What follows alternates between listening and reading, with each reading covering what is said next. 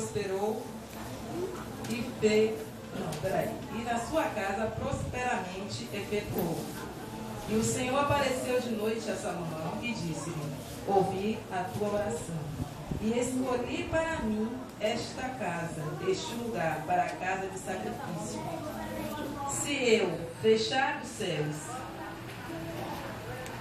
e não houver chuva, ou se ordenar aos gafanhotos que consumam a terra, ou se enviar a peste entre o meu povo, e se o meu povo, que se chama pelo meu nome, se humilhar e orar, e buscar a minha face, e se converter dos seus maus caminhos, então eu ouvirei dos céus, e perdoarei os seus pecados, e sararei a sua terra.